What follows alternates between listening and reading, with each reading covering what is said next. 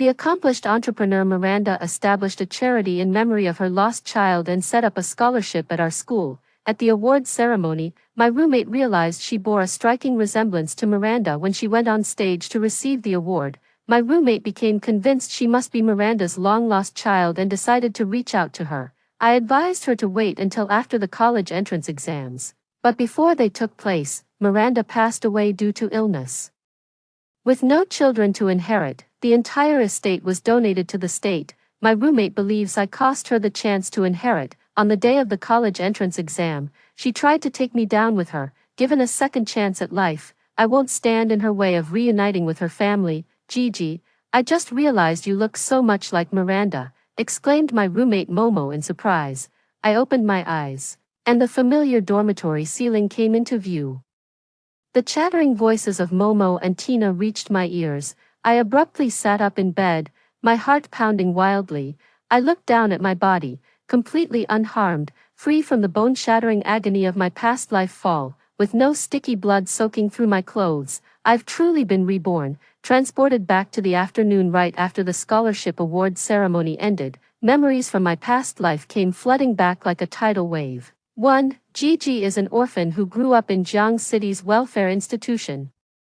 Through sheer determination and refusal to give up, she got into a top-tier high school, and this time she even secured the scholarship funded by the Miranda's company. Today, Miranda, the wealthiest person in Haishur, came to our school to present awards to the scholarship recipients. When my roommate Gigi returned, she realized she bears a striking resemblance to Miranda. She believed she was Miranda's long-lost daughter and insisted on reuniting with her.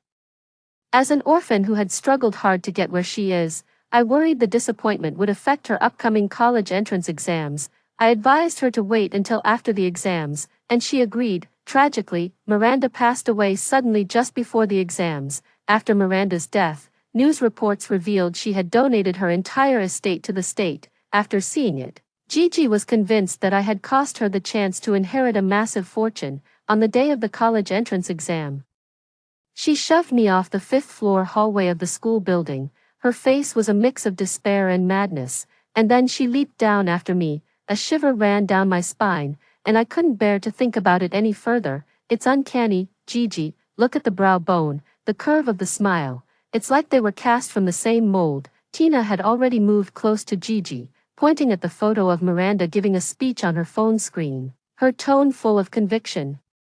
You couldn't actually be the daughter Miranda lost all those years ago, could you? It was 18 years ago, and the age matches up perfectly. I took a deep breath, watching Gigi as she stood surrounded by our two roommates. Gigi had just returned from the auditorium, her cheeks still flushed with excitement. She was sitting at her desk, phone screen displaying a photo of Miranda giving a speech on stage moments ago.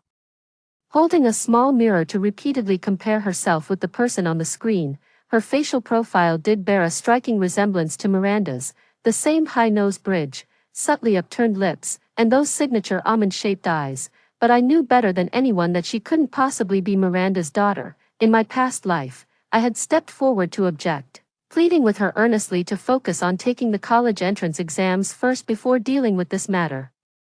Yet it ended so tragically in the end. This time, I won't meddle in other people's business. I just checked the news. Gigi's voice snapped me out of my reverie. Gigi's fingers scrolled across the screen, her eyes sparkling with excitement. Miranda did lose a daughter around the new year. The birth date was only 2 weeks off from the one registered at my orphanage, but Miranda has always been in Haishur, which is hundreds of kilometers away from our Jiangshi. Momo scratched her head.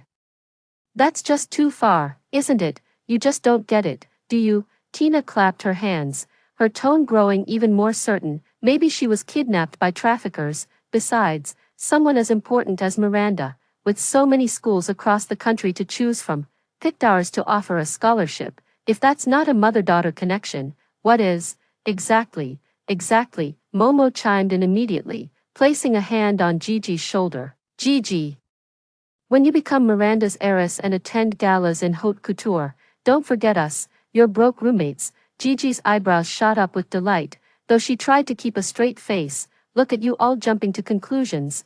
Nothing's set in stone yet. Even as she said this, she twirled her compact mirror more eagerly, a smile tugging unmistakably at the corners of her mouth. but if I really were Miranda's daughter, I'd never forget you all. I'd treat you to dinner at the fanciest revolving restaurant in the city, right by the window, with a full view of the Bun's nightscape. Then what are you waiting for? Hurry up and find a way to reach out to Miranda, Tina chimed in excitedly. But the college entrance exams are right around the corner. Gigi paused, a flicker of hesitation in her eyes. If she really is your mother, you can always retake the college entrance exam. But if you miss out on family, it could be for a lifetime.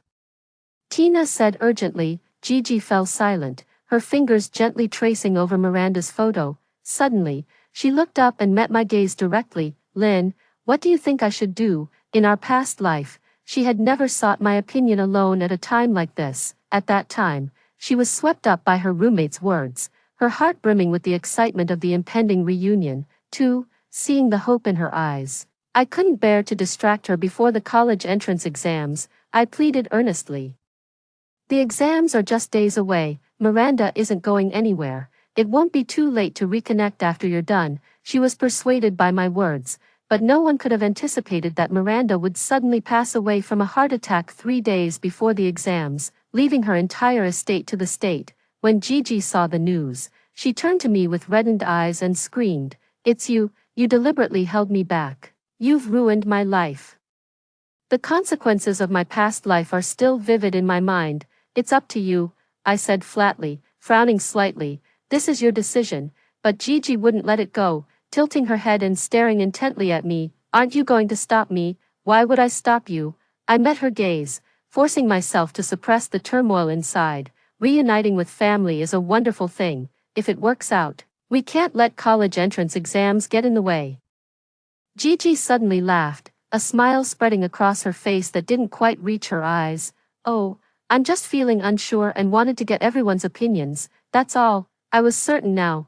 Gigi had been reborn too. This seemingly casual inquiry was actually her way of testing the waters.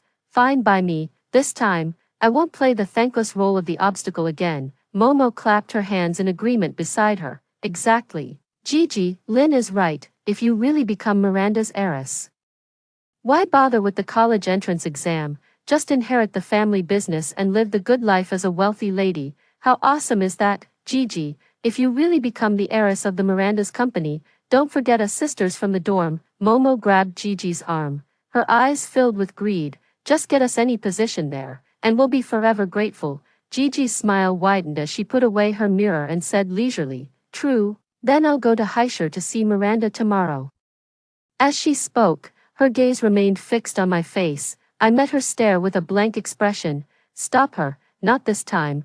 Whether she soars to new heights by reuniting with family or misses the chance through another twist of fate, it's the path she chose. She must walk it alone. Tina suddenly gasped. "Oh," as if struck by a crucial thought, "going to Heisher costs money, right? Round-trip fares, hotel stays.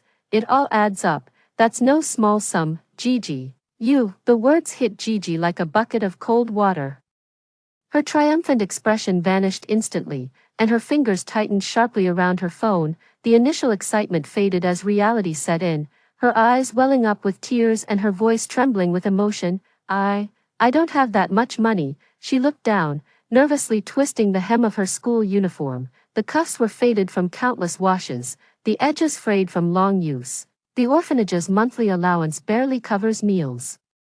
"I've saved for half a year and only have 200 yuan, not even enough for a train ticket to Heisher." Momo grew frantic.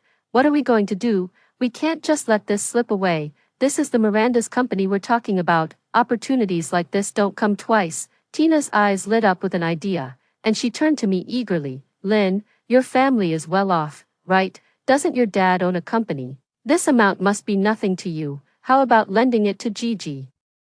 Once she's reunited with her family, she can pay you back 10, no, 100 times over, and getting a deal with Miranda afterward, that'll be a piece of cake for her." Momo chimed in, holding Gigi's hand as she pleaded with me. "Exactly, Gigi really needs help right now. Just think of it as doing a good deed. Saving a life is more meritorious than building a 7-story pagoda. This is about helping someone reunite with family. It's a noble act." Gigi looked up, her eyes glistening like a wronged fawn, and said, "Lynn, I know this is presumptuous, but I really want to give it a try. Once I find my mom, I'll pay you back right away.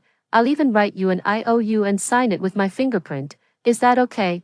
I leaned against the edge of the bed, watching her coldly. This never happened in my past life. She never once mentioned borrowing money. It seems that after being reborn, she's not only holding on to grudges but has also become more calculating. Whatever scheme she's plotting, I want nothing more to do with her financially. Once we get through the college entrance exams, we'll go our separate ways for good. I shook my head firmly, my tone flat and unemotional. Sorry, I'm broke too. My monthly allowance is fixed, and I've already spent most of it this month. Gigi's expression froze instantly, tears welling up in her eyes more intensely, like beads from a broken string. She lowered her head, her shoulders shaking violently as she sobbed almost uncontrollably, as if she'd suffered a grave injustice. I knew it. You must look down on me for being an orphan, thinking I'm delusional, that I'm not good enough for a family like Miranda's. Momo immediately shot me a glare, her voice dripping with anger. Lynn, how could you say that? Gigi's going through so much. Can't you cut her some slack? She's never known family love her whole life.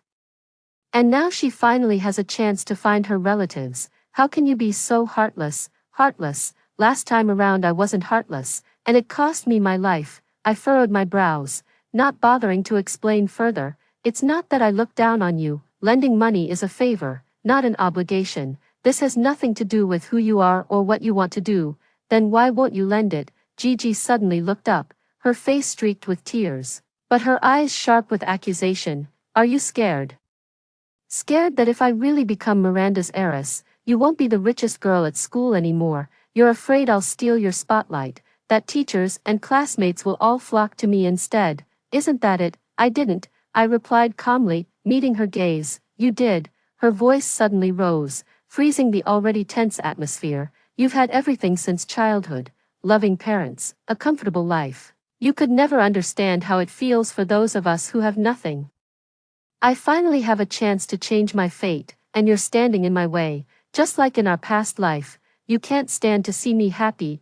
My heart skipped a beat, but I kept my composure, pretending not to have caught those two words. My tone remained even. Is refusing to lend you money the same as stopping you? This is my money. How I use it and who I lend it to is my decision. Gigi seemed to realize she had slipped up. She hurriedly lowered her head, wiping her tears with her sleeve.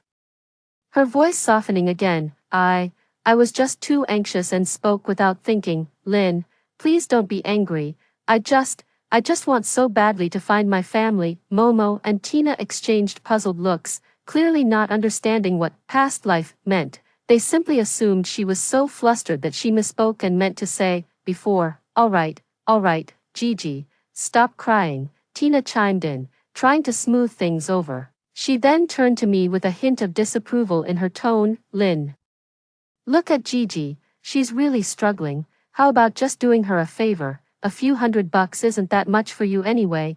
I said no, I'm not lending it. I cut her off, throwing off the covers and getting out of bed. It's my money, and I decide who I lend it to and who I don't. Since you're all so kind and eager to help her, why don't you lend her the money yourselves? With that, I grabbed my phone and walked straight out of the dorm. Behind me came the muffled sound of Gigi's sobs, along with Momo and the others trying to comfort her, peppered with a few complaints directed at me. In this life, she hadn't just been reborn, she was also seething with resentment, coiled like a venomous snake ready to strike at any moment. I had just hung up the phone and taken a few steps when the dorm door slammed open, and Momo and Tina rushed out, supporting Gigi between them. Half of Gigi's face was buried in Tina's shoulder, but the one visible eye was fixed on me, unable to conceal the seething hatred burning within. My heart sank like a stone. Lynn, stop right there. Momo's voice exploded through the empty hallway, dripping with undisguised fury. Gigi's practically crying herself sick, and you don't have an ounce of sympathy. How can you be so heartless? Tina immediately chimed in, her tone dripping with sarcasm. Exactly, even if you won't lend her money, did you have to twist the knife like that? Think you're hot stuff just because your family's loaded, looking down on us broke students? Is that it? Gigi leaned against Tina, sobbing uncontrollably, her voice broken between gasps. I really didn't mean to make her angry. I just want to find my mom. My whole life, I've never even held my mother's hand. Her voice wasn't loud, but it carried just enough to reach the ears of those in the nearby dorm rooms with half-open doors. Sure enough, doors from the neighboring dorms creaked open one after another, revealing curious faces. Their eyes darted back and forth between us like fine needles, pricking me with discomfort. Enough, I took a deep breath and turned to face them. Whatever you plan to do, figure it out yourself. Just don't bother me again. There was still a week until the college entrance exams. But it was clear I couldn't stay in this dorm any longer. I couldn't stand being under Gigi's venomous glare every day, like carrying a ticking time bomb. I called my driver to pick me up. When I returned to the dorm to pack my things, all three of them sat silently in their own chairs, not saying a word. Gigi was still sobbing quietly, but her eyes kept darting glances in my direction. I couldn't be bothered to pay her any mind. Stuffing my change of clothes and study materials haphazardly into the suitcase, as I wheeled it toward the door, Gigi suddenly spoke up. Lynn, are you really leaving, just because I'm going to meet my biological family? Yes, because of you. I cut her off without mercy, pulling my suitcase behind me and walking out the door without looking back. I couldn't stand the sight of her hypocritical face any longer, nor did I want to spend another second in her company.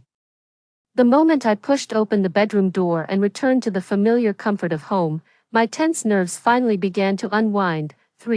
But that sense of peace didn't last long. Early the next morning, I stepped into the classroom and immediately sensed something was off. Several classmates who usually greeted me with smiles now kept their heads down, pretending to read while avoiding eye contact. A few boys in the back row were whispering among themselves. Their voices were low, yet every word came through clearly to my ears. Did you hear? Gigi from our class looks exactly like that Miranda. Spitting image. She's definitely her biological daughter. Seriously, that's the Miranda's company we're talking about, worth billions. If she gets recognized, she'll be set for life overnight. And get this, I heard from Gigi's roommate that she wanted to go meet Miranda and claim kinship, but Lynn stopped her. Afraid she'd succeed, not only did she block her from going, she wouldn't even lend her travel money, scared Gigi would steal her spotlight. Damn, that's disgusting. Just because your family has money, you think you're better than everyone, can't stand seeing others succeed, huh? A flood of comments washed over me, filled with malicious assumptions and blatant accusations, nearly drowning me. I walked over to my seat. My desk mate, usually a kind girl who loved discussing problems with me, now jerked her chair away as if scalded. Putting over half a foot between us, her eyes held clear distance, as if I were some contagious disease. Gigi sat diagonally ahead, her back ramrod straight like a proud peacock, surrounded by a group of girls. Someone leaned in, her tone a mix of envy and curiosity. Gigi, is it true what they're saying? Are you really Miranda's daughter? She turned around slowly, wearing just the right amount of shyness and hurt. I don't know either. It's just that we look alike. But Lynn really doesn't think I should reach out to her. She says it could mess with my college entrance exams. Screw the exams, someone shot back, voice full of indignation. Reconnecting with your birth mother is a once-in-a-lifetime thing. How can some test compare? You'll regret it forever if you miss this chance. Exactly. I think she's just jealous. She's afraid you'll end up wealthier and happier than her. So she's giving you a hard time on purpose. Another voice chimed in. Gigi lowered her head and murmured a soft, her hesitant, resigned, and slightly wounded expression inadvertently confirming all the rumors about me. Fortunately, even though classes had been suspended for self-study, teachers still stayed in the classroom, so no one dared to act out too much during school hours. I sat quietly at my desk, reviewing my materials. As soon as the bell rang, more people crowded around Gigi, all chiming in with suggestions. Gigi, my cousin works in Heisher. I'll ask him to help you find a place to stay. I've got 200 yuan from my allowance. Take it for now. We'll pool more if it's not enough. A boy with glasses pulled out his wallet and handed her all the cash inside. How about the whole class chips in? We won't let anyone look down on you. Let's work together and help you reunite with your family. The class monitor raised his arm with the proposal, which was met with a chorus of agreement. Gigi's eyes were red-rimmed as she clasped her hands together, tears welling up. Thank you, really, I don't even know what to say. Her gaze cut through the crowd, landing squarely on me, a barely there smirk of triumph curling at the corner of her lips. Reborn, she returned not only with deeper resentment but also with the skill to sway hearts, painting herself as a pitiful victim while casting me as the villain nailed to the pillar of shame. With just a week left until the college entrance exams, the classroom buzzed more with the drama of Gigi's family reunion than with last-minute cramming. Gigi, don't hesitate. Miranda is the wealthiest person in Heisher. Opportunities like this don't come twice. The boy in front turned around to persuade her. I've checked everything for you. It only takes 3 hours to Heisher by high-speed rail. The earliest train leaves at 7 a.m. If you go early, you might even meet her the same day. Exactly, you can retake the college entrance exam any year, but you only have one birth mother. Several girls gathered around Gigi's seat, pressing their collected pocket money into her palm. This is 500 yuan we pooled together, enough for your round-trip ticket and 2 days' meals. If it's not enough, just tell us and we'll collect more. Gigi held the money with red-rimmed eyes, repeatedly bowing to everyone. Thank you, really thank you all. Wait for my good news. When she glanced at me, however, her eyes turned cold. She said nothing, as if I had become an insignificant clown, not even worthy of her resentment. Early the next morning, Gigi went straight to see her homeroom teacher. We could hear the argument from inside the classroom. The homeroom teacher was a bespectacled middle-aged man who taught math and was usually even-tempered, but his voice now carried a tone of urgency and helplessness. Gigi, get a grip. The college entrance exam is in just 7 days. You want to go to Heisher now. What if you miss the exam? All those years of studying would be for nothing. Does the director of your orphanage know about this? Did she even agree to this? Mr. Stanley, I have to go. Gigi's voice trembled with emotion yet carried unwavering resolve. This is my only chance to find my family. I can't wait any longer. I can retake the college entrance exams. But if I miss this opportunity to reunite with my relatives, it'll be gone forever. The homeroom teacher was at a loss and contacted the director of the orphanage. The director was an elderly woman with silver hair, leaning on a cane. She entered the classroom and immediately took Gigi's hand. Gigi, listen to me. Take your exams first. After you're done, I'll go with you to Heisher. How does that sound? But Gigi abruptly pulled her hand away. Gone was any trace of her earlier vulnerability. Her face now showed nothing but undisguised disgust. Don't touch me. Who asked you to come along? Stop making things more difficult for me. The entire class froze. Even the rustling of pages ceased. My hand gripping the pen stilled. In her past life, Gigi had resented the headmistress, but never been this viciously cruel. The headmistress stumbled from the push, her cane tapping sharply against the floor. Her eyes welled up instantly. Gigi. How could you say that? I raised you since you were little, put you through school, raised me. Gigi let out a cold laugh, her voice suddenly shrill like a cat whose tail had been stepped on. Is this really for my sake? You're only doing this for the Miranda Company's donations to the orphanage. Do you have any idea how many beds Miranda's annual contributions could buy for this place? How many pounds of rice that money could put on our tables, now that I'm going to find my birth mother? You're stopping me because you're afraid of losing control over me. You won't be able to use me as your excuse to squeeze more benefits out of Miranda anymore, isn't that right? How dare you say such things? The director trembled with rage, pointing an accusing finger. When have I ever traded you for benefits? This orphanage raised you, put you through school, applied for financial aid when you wanted to go to college. We've never shortchanged you in any way. That was your obligation. Gigi retorted defiantly, though tears began streaming down her cheeks without warning. With a heavy thud, she dropped to her knees and cried out to the stunned classmates surrounding them. You have no idea how harsh she was to us. The winter blankets were thin as paper, leaving us shivering all night. Every meal was just pickles and steamed buns.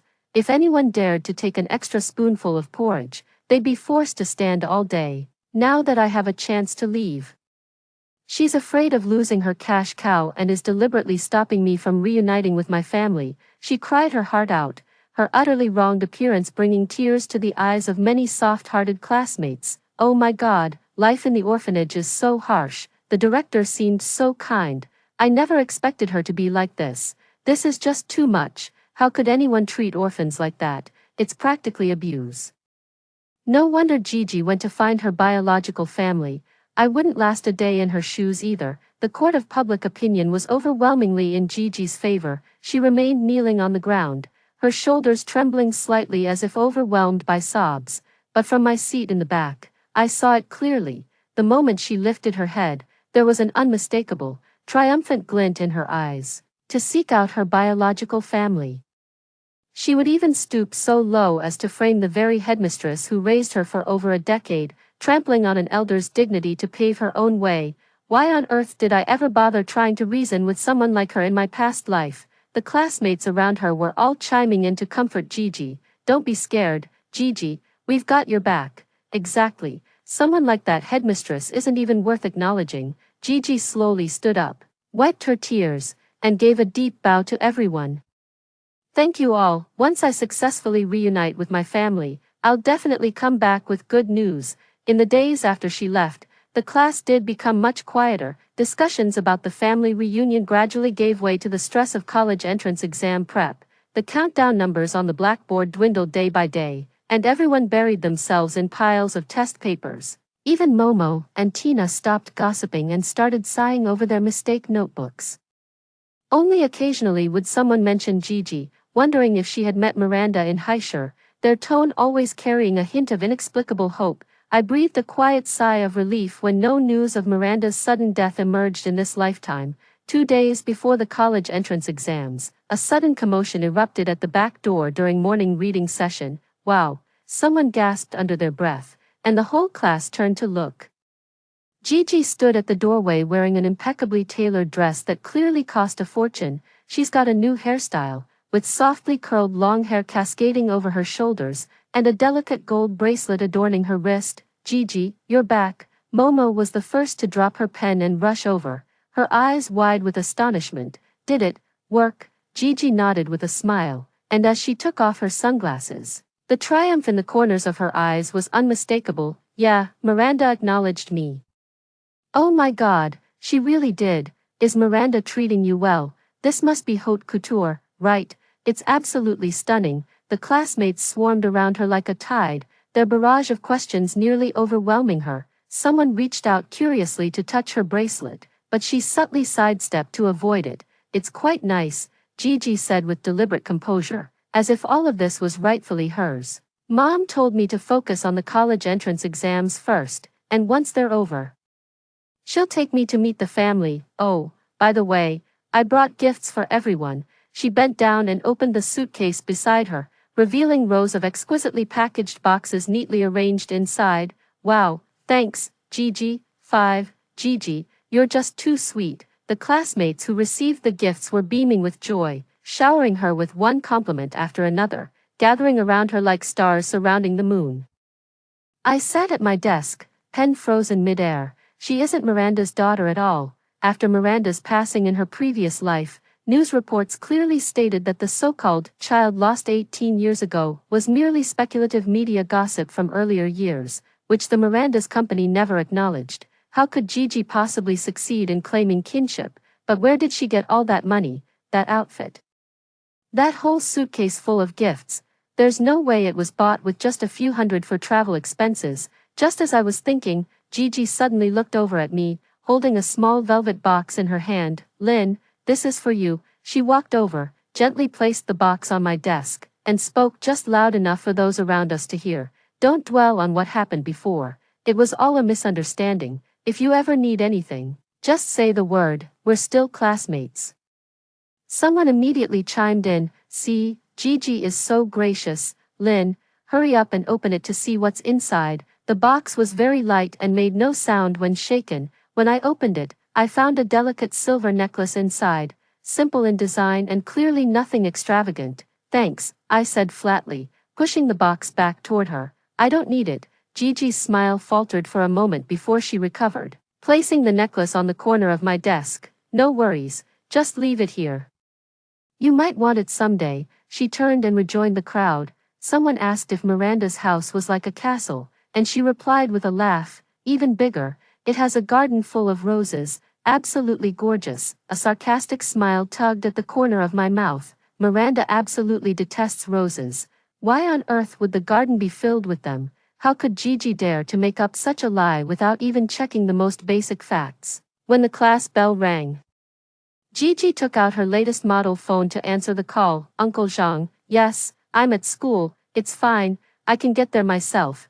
No need to trouble the driver, don't worry, I won't be late for the exam. After hanging up, she smiled at her desk mate, though a faint trace of unease flickered in her eyes. I watched her retreating figure, my doubts twisting and growing like wild vines. Just how long was she going to keep up this charade of a family reunion? After school, I called my aunt, Lynn.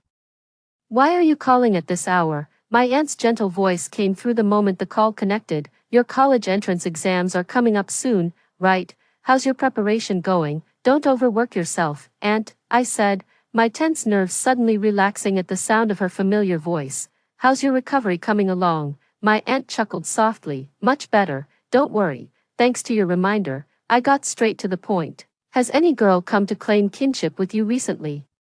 There was a brief silence on the other end of the line, followed by a clear response. Yes, 3 days ago, she made a scene downstairs at the office, claiming to be my daughter. As you know, over the years, countless people have shown up pretending to be my child. Security didn't let her in, and she left after causing a bit of a fuss. Why, do you know this girl? Gigi never actually met my aunt. The so-called successful reunion was a complete fabrication from start to finish. It's nothing. I dodged my aunt's questioning, not wanting to distract her while she was unwell with something trivial. Just heard it from a classmate and asked casually, Auntie, get some rest, I'll hang up now. For the next 2 days, I buried myself completely in exam papers, tuning out all the noise around me. Gigi seemed quite pleased with her current rich girl status. During breaks, she'd always be surrounded by a crowd, spinning fabricated Miranda family anecdotes, like how the home swimming pool is bigger than the school playground, or how the walk-in closet could fit everything from the entire dorm. Her occasional glances carried a deliberate showiness, but seeing that I remained completely unfazed, her enthusiasm gradually waned. The college entrance exams arrived right on schedule. As I stepped into the exam hall, I glanced back and saw Gigi standing not far away, wearing a dress and chatting cheerfully with a few classmates, her whole face beaming with confidence. Good, at least this time around, the exams went off without a hitch, with no unexpected complications. When the final bell rang, marking the end of the last exam, I followed the crowd out of the school gate. Gigi was standing by a flower bed nearby, surrounded by a group of people, calling out brightly, "Let's celebrate at Starlight KTV tonight, my treat, the whole class is invited, no excuses." 6.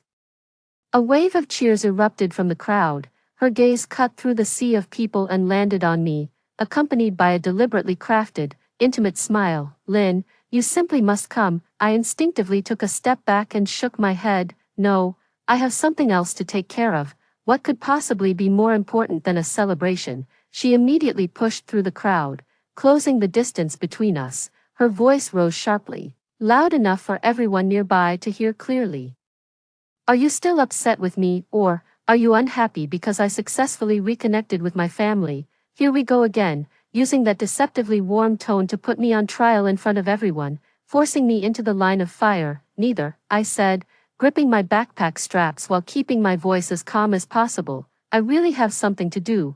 I need to go to Heisher to see my aunt. As soon as I said it, the room fell silent. Momo paused for a moment, then smiled and said, to Heisher. That's perfect. Gigi knows the city really well now. You could go with her. No need. I cut her off, looking her straight in the eyes and saying slowly, I wish you all the best in your future. Her stiff laughter and the students' bewildered chatter faded behind me as I left it all in the distance. I walked to the school gate, hailed a taxi, and headed straight for the station. As the high-speed train started moving, the city of Jiang outside the window gradually blurred. Leaning back in my seat, I watched the green fields and tree lines flash by, and the tension that had built up over time finally melted away. Maybe Gigi's money came from questionable sources, or perhaps her lies would eventually be exposed, but none of that matters anymore. In this lifetime, I just want to stay far away from her, move forward, and live my own life. The smell of disinfectant still lingered in Heisher Hospital. My aunt sat on the hospital bed, looking much better.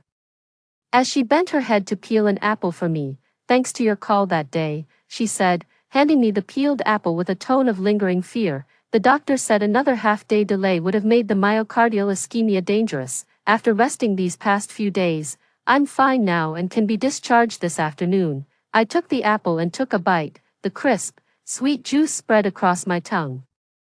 And the weight in my heart finally lifted. On the day I was reborn, the first thing I did was call my aunt.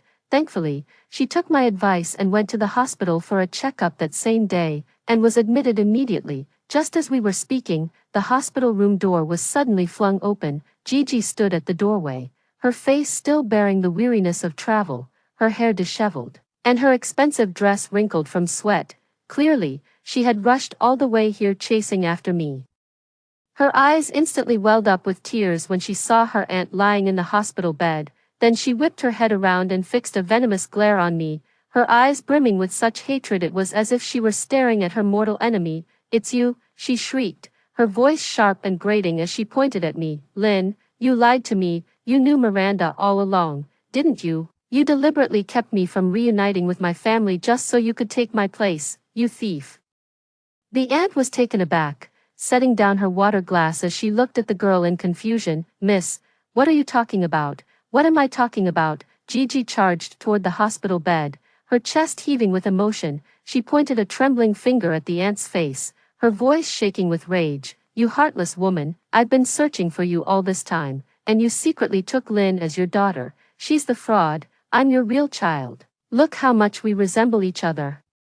She frantically brushed aside the sweat-dampened strands of hair from her forehead, pressing her face close to her aunt's, tears streaming down uncontrollably. "Look, these eyes, this nose, this face shape.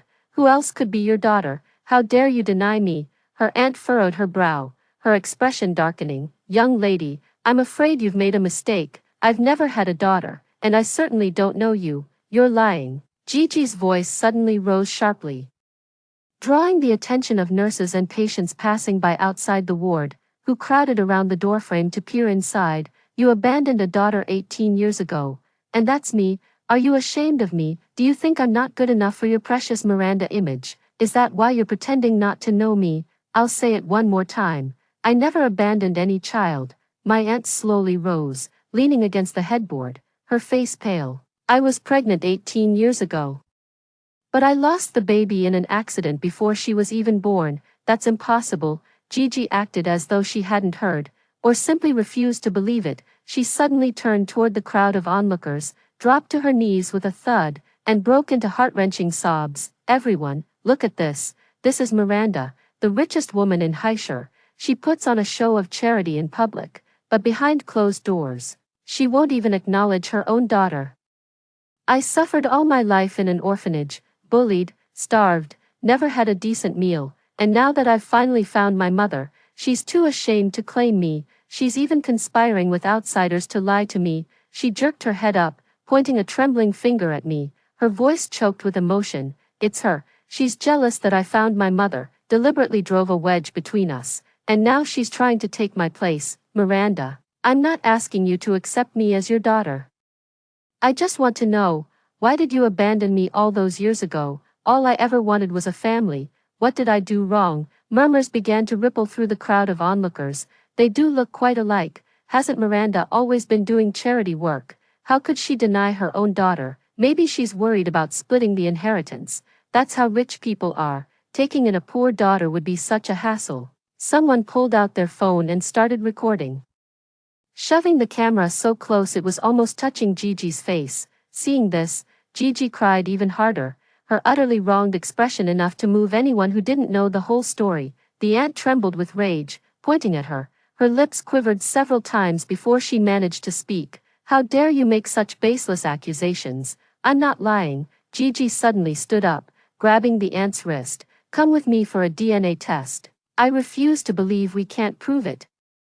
You have to acknowledge me, let go of me." The aunt forcefully shook off her hand, leaving red marks on her wrist. A nearby nurse rushed over to pull Gigi away, shouting toward the door, "Security, security, get her out of here now." As security guards arrived and dragged Gigi out, she struggled like a madwoman, still screaming, "Miranda, you'll get what's coming to you. If you won't acknowledge me, I'll post everything about you online. Let the whole world see what a hypocrite you are. I won't let you get away with this." Her voice faded into the distance, gradually disappearing down the hallway. My aunt clutched her chest, gasping for breath. I quickly poured a glass of warm water and handed it to her, gently patting her back. Auntie, don't take it to heart, she's just lost her mind. What on earth is going on? My aunt took the glass, sipped some water, and finally caught her breath, though her brow remained furrowed. Why is she so convinced I'm her mother? We've never even met before. I paused for a moment, then briefly recounted what had happened at school. My aunt just let out a long sigh after hearing it. What a pitiful and tragic child. That afternoon, as we were going through the discharge procedures, the related videos were already trending on our phones. The video featured a close-up of Gigi kneeling on the ground, with sensationalized captions painting her as a poor soul abandoned by her wealthy mother. The comments section exploded with overwhelming criticism, calling my aunt cold-blooded and hypocritical.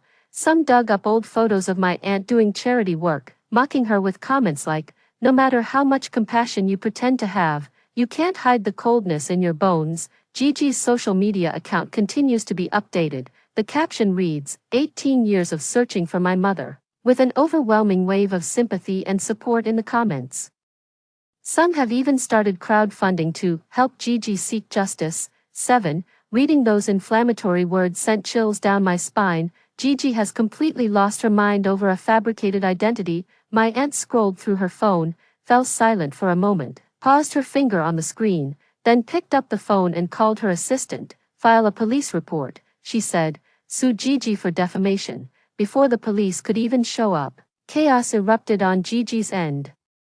It turns out she never actually met her aunt during her last visit to the city, but she secretly took out a high-interest loan just to keep up appearances in front of her classmates. The designer dress, the gold bracelet, and that whole suitcase full of gifts, all of it was bought with borrowed money. She was so convinced she was Miranda's daughter that she planned to reconnect after her college entrance exams, thinking she could easily pay off the debt with family money, only to be publicly exposed by her aunt.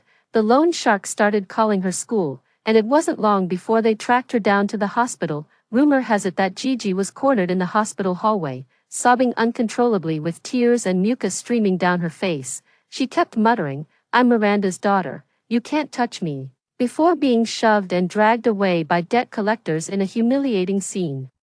The police investigation moved with remarkable efficiency.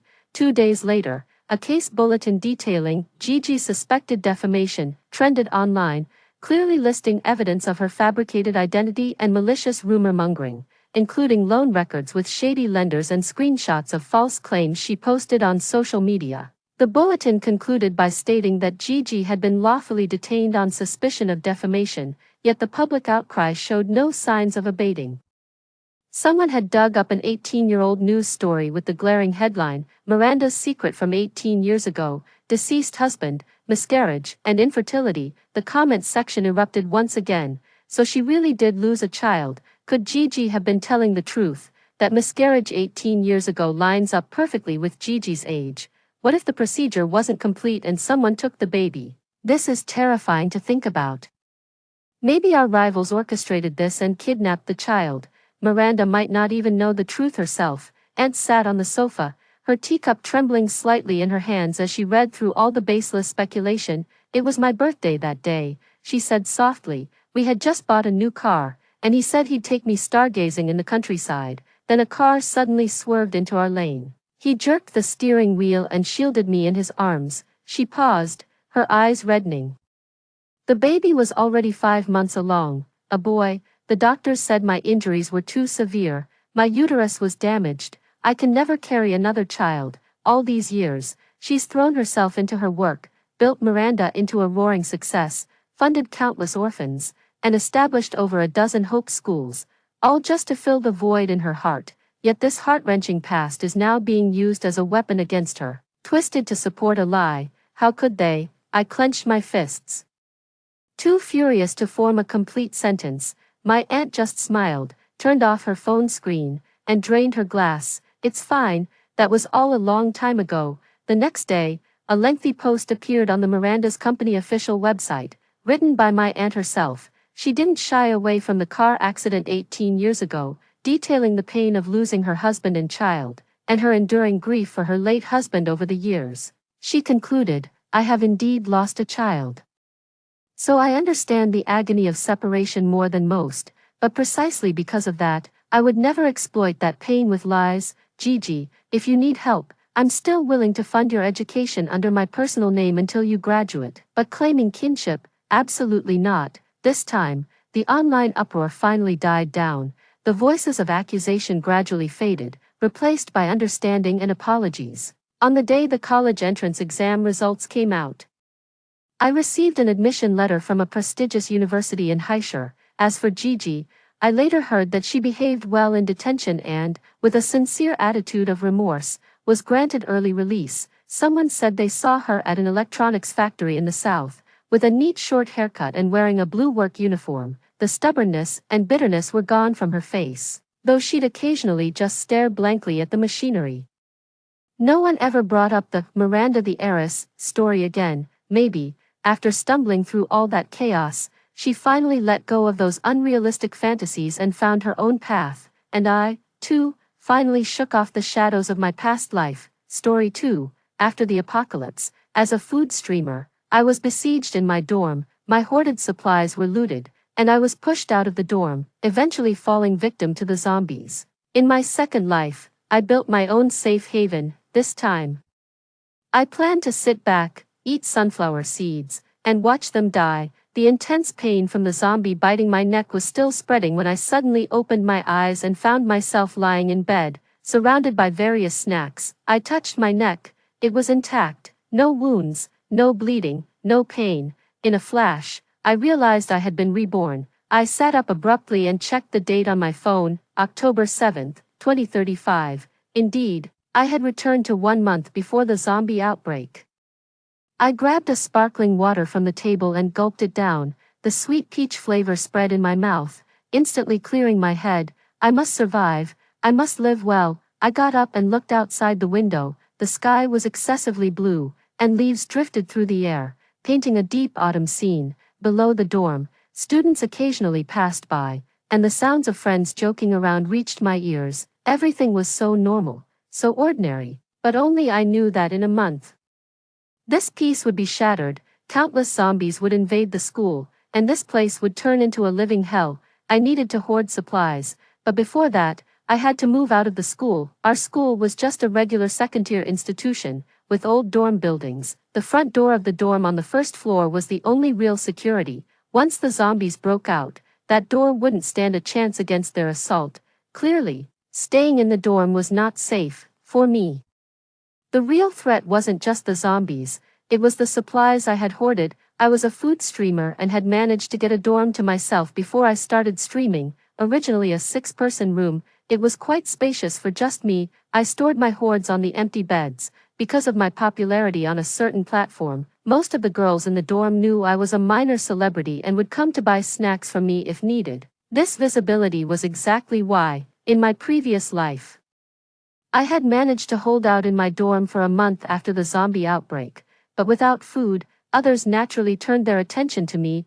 I wasn't stupid, I knew I had become a target. I barricaded the door with beds and piled boxes of supplies against it. This barrier kept me safe for another 2 days, but I had underestimated human desperation. People driven by hunger could do anything. A few girls teamed up with a group from the boys' dorm. They pried open my door with iron rods and emptied the boxes of food, but that wasn't enough. There were too many people without supplies. They wanted to take more, but their noisy movements had already attracted the zombies. To save themselves, they turned their attention to me. No matter how I pleaded, they were unmoved. In the end, they pushed me out of the dorm to feed the zombies, and my hoarded supplies ended up benefiting that group of people. With these thoughts in mind, I clenched my fists and took a deep breath. This time, I wasn't going to let anyone off easily. I quickly booted up my computer and started browsing through rental listings on a housing website. I was done with living in dormitories. They were too conspicuous and not safe enough. The best course of action now was to rent a place off campus. Zombies moved slowly and couldn't climb stairs, so a higher floor apartment was obviously safer. After a long search, I finally settled on one. It was a small high-rise on the 33rd floor, over 120 square meters, with an open balcony and a small attic. Most importantly, it was far from the downtown area, located in the suburbs. Under normal circumstances, this would be inconvenient for commuting to work, but in a post-apocalyptic world, it would be a great hiding spot from zombies. I didn't look any further and immediately booked the apartment. The agent was efficient and said I could view the apartment that afternoon and sign the contract on the spot if it suited me. I agreed right away. With only a month left before the apocalypse, there was still so much to do and any time saved was precious. After securing the apartment, I grabbed my bag and headed out. On the way, I bumped into Eleanor from my department. She was my nemesis and started speaking in a hostile tone as soon as she saw me. Lucy, off to flirt for drinks again. I wonder how some people can be so shameless, doing anything for money, and a university student at that, such a disgrace. I listened to her taunting with my fists clenched tighter, but in a moment, I calmed down. Never mind, the apocalypse is coming, let her say what she wants. I ignored her, walked past, and left the campus, leaving Eleanor behind, still hurling insults. I went to a small supermarket outside the school gates, bought several woven bags, and 5 suitcases. Worried that might not be enough, I also bought 7 or 8 vacuum storage bags. After shopping, I quickly dragged my purchases back to the dormitory. It was class time, so the hallway wasn't crowded. I pulled the suitcases into the dorm, locked the door, and drew the curtains, making sure no one could see. I started packing the suitcases one item at a time. First, the self-heating rice meals, instant hot pots, self-heating hot pots, and canned fruits. There were several boxes of self-heating rice in the dorm, each box containing 8 packets. I had bought the largest suitcases available, but even so, after filling 3 suitcases, there were still 5 boxes left outside. I had no choice but to start filling the woven bags. Fortunately, after filling all the bags, I had managed to pack everything. Looking at the suitcases on the floor, I worried. These were just the self-heating items. There were still various other snacks to move. And it wasn't going to be easy. I sighed and sat down to rest. After enough rest, I called the agent again. Brother, do you have time now? I'd like to finalize the rental. It sounded like he was eating, but after a few swallows, he responded, sure. When will you come over? I'll head there right now. Now, I'm leaving now and will meet you at the complex gate in half an hour. Done. The agent quickly agreed and hung up the phone. I thought for a moment. I hailed a car and stepped out with 2 suitcases in tow. As I exited the dormitory building, I ran into the dorm supervisor. Auntie, Lucy, going to restock again? She asked. Yes, Auntie, I've almost sold out everything. I don't have classes today, so I'm going to replenish my stock. I replied. Off you go then, and be careful on the road. You're such a capable young lady, she said. I greeted Auntie and continued dragging my suitcases out of the building. It's a good thing I've always used suitcases for restocking, otherwise, Auntie would definitely insist on checking if she saw me dragging 2 cases around the dorm building. Thankfully, the school doesn't mind these activities, allowing me to sell items right from my dorm room. It's not just snacks, I sell nail art and clothes as well. As long as there are no safety issues, almost anything goes. The school has really handled this aspect well. After the car arrived, I asked the driver to wait a moment while I ran back to fetch more items from the dorm. It wasn't until I had loaded everything that we finally set off. Upon reaching the destination, I confirmed the location of the house and paid the driver double the fare to help carry the suitcases upstairs. About 15 minutes later, the broker leisurely exited the elevator. He was quite startled to see all the items at the door. You moved everything here directly? He asked. Are you in a rush? Yes.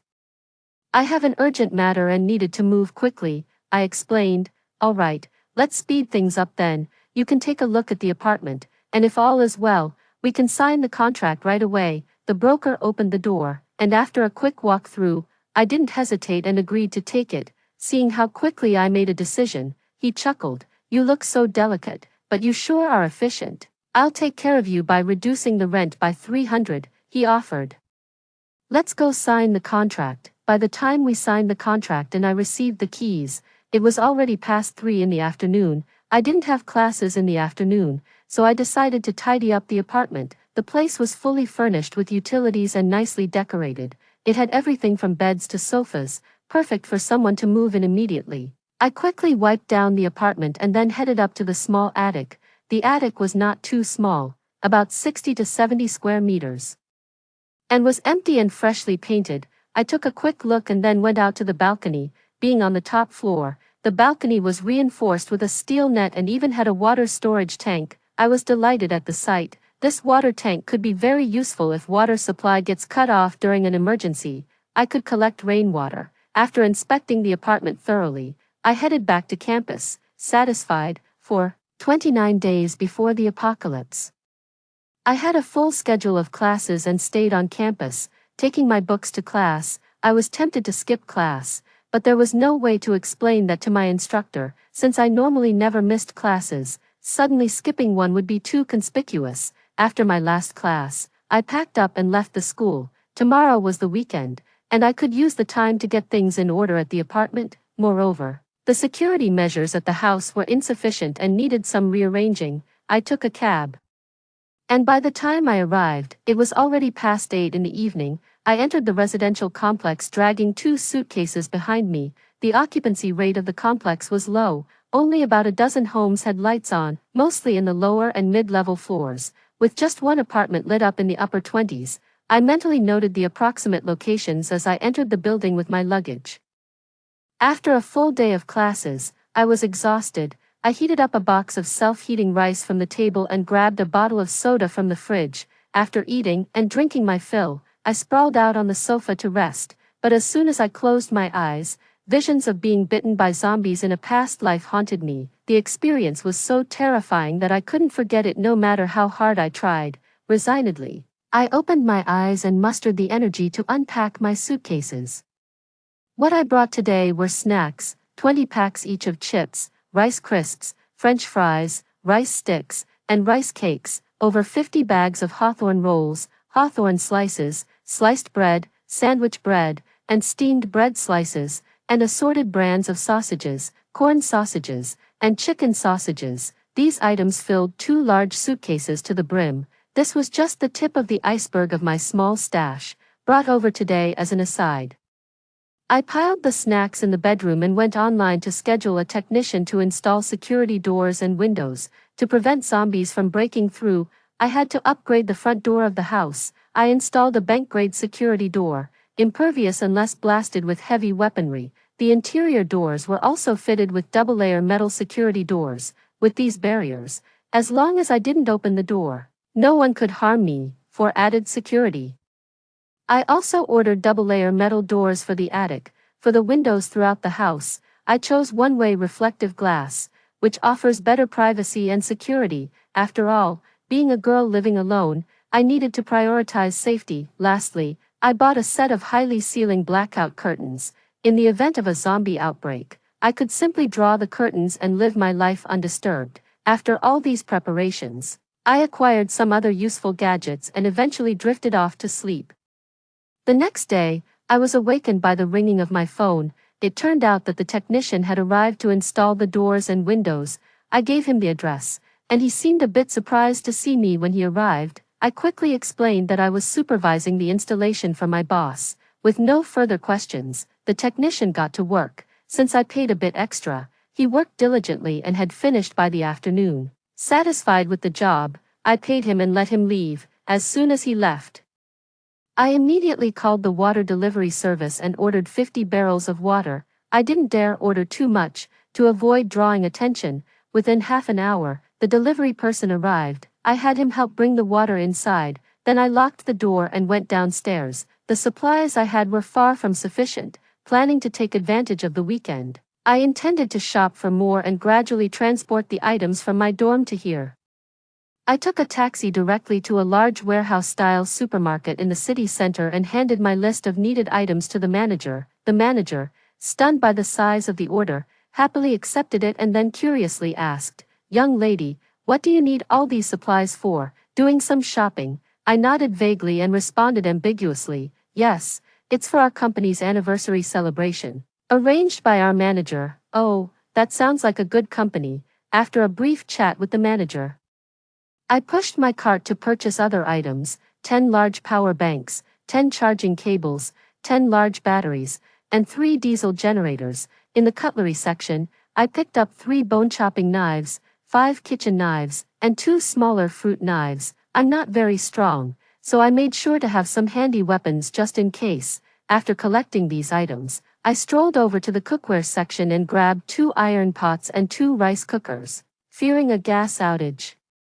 I also picked up 3 cartridge stoves and some fuel, filling 2 large shopping carts with these items, and with time to spare, I decided to grab 2 more carts and headed to the daily necessities section. I took 30 sets each of toothpaste and toothbrushes, 10 each of towels and bath towels, and 30 wash basins of various sizes. At the hygiene products section, I grabbed 30 bags each of day and night sanitary pads, 50 boxes of liners and tampons, and 50 boxes of sleeping pants. Noticing the heat patches, I grabbed a whole box, the kind with hundreds of patches, and filled my cart before stopping. Luckily, this was a warehouse-style supermarket, so my large haul didn't stand out. Just then, the manager informed me that all the items I requested were ready. I had him gather everything together and then I checked out, facing a bill of tens of thousands. I paid without blinking an eye. Finally, I left my home address with the manager and asked him to deliver everything as soon as possible. After shopping, it was noon, and I casually found a restaurant by the road for lunch, then headed to the clothing wholesale market. Perhaps because it was the weekend, the clothing city was crowded. I went straight to the wholesale stalls, not bothering with styles, and grabbed 50 sets each of tops and pants, thermal wear, underwear, and vests. Seeing some military coats for sale, I picked up 5. Just in case the weather turned cold. Considering the cold, I also picked up 5 sets of thick quilts and blankets from a bedding shop. I walked through the entire clothing city and felt I had bought enough, so I paid and left. Just then, I suddenly realized that with the impending zombie apocalypse, the weather could become unpredictably hot and cold, so I ran back to the supermarket to buy silent electric fans, cooling gel patches, and palm leaf fans. Speaking of silence, I remembered I hadn't soundproofed my home yet, so I hurriedly looked for a vendor. By the time I finished shopping and got home, it was almost 7 p.m. After running around all day, I was thirsty. I drank a bottle of water and lay down on the sofa to rest. After resting enough, I wiped my face to wake myself up a bit and started moving the items into my house. For safety, I had filled in the delivery address a few floors below mine, as I had checked earlier that those floors were unoccupied. The supermarket manager had boxed all the goods, and they were stacked in boxes, unrecognizable from the outside. Looking at the piled-up boxes, I took a deep breath. I started moving things into the house. Fortunately, I had experience with farm work and often handled merchandise during my live broadcasts, so I could manage these items. It took a full 2 hours to move everything. I piled all the items at the attic entrance and collapsed onto the floor, exhausted. This was just one shopping trip. I still need to buy a lot more stuff. It looks like there will be several more tiring trips ahead. 27 days before the apocalypse. Today is Sunday, and I didn't go out. After a simple breakfast, I began to tidy up the items from yesterday. The shelves I ordered last night also arrived, and after removing the packaging, I took them up to the attic. It took some time to assemble the shelves, but gradually, I placed all the items on them. Luckily, the quality of the shelves was good, and everything sat stably on them. The items purchased yesterday weren't many, and they only occupied a quarter of the attic space. In the empty space left in the attic, I arranged barrels of water. After arranging everything, the house looked back to normal. I phoned the curtain installer to come and fit the curtains. The installer arrived quickly, within half an hour. While installing, he noticed something different about the glass and commented with a smile, "This glass is quite trendy." My heart tightened, but I responded cheerfully, "Right, our boss has great taste and is quite picky." Indeed, staying fashionable, the installer was very talkative, chatting about various things, and in the midst of our casual conversation, he finished installing the curtains. When he was done, he grinned widely. "Come, check it out. I guarantee the blackout is effective." I checked and found no issues, so I paid him. Before he left, I casually mentioned, "It's getting cold, better stock up at home so we don't have to go out and buy stuff." True, it seems unusually cold this year. It's only October, but it feels almost like winter. I'll mention it to my wife, have her stock up. I nodded with a smile and saw the installer out. I am the only one aware of the impending apocalypse. I want to save more people, but human nature is unpredictable.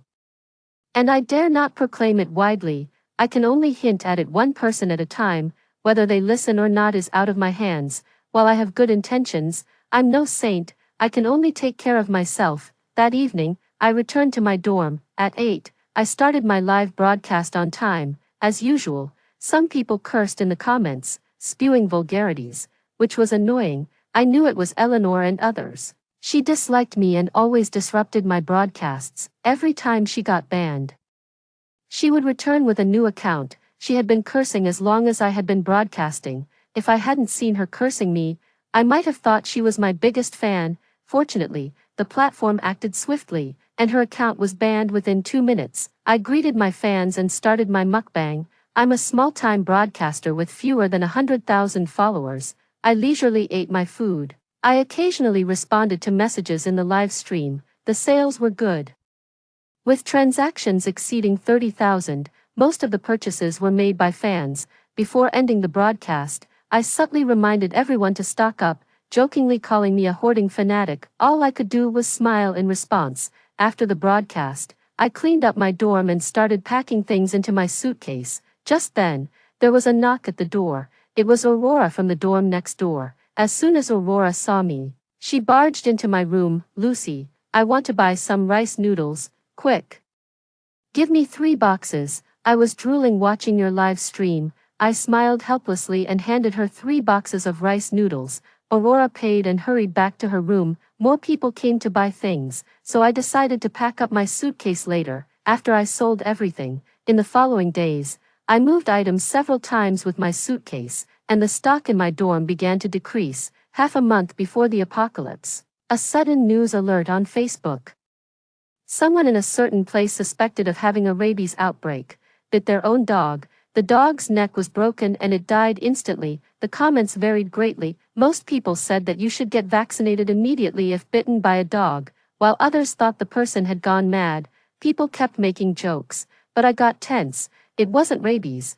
It was clearly a zombie virus infection. The way he bit the dog was exactly like a zombie biting a person. It had already started. Alarmed, I increased the pace of my hoarding. I made several trips to the supermarket, stocking up on rice, dried goods, and more. I also stocked up on canned food, sausages, and cured meats. I hoarded 50 kilograms of anything that was non-perishable. I was alone, being frugal. It would be enough. After the goods were delivered, I also had someone install a set of solar panels on the rooftop. Electricity would be essential during the apocalypse. Besides this, I also ordered various vegetable seeds, nutrient soil, and even a fertilizer conversion device. A week before the apocalypse, I had almost moved everything out of my dorm. I left the boxes as they were, arranging them back on the bed, which was now full. There was 1 box of rice noodles left, which I didn't plan to take with me, so I took it to Aurora next door.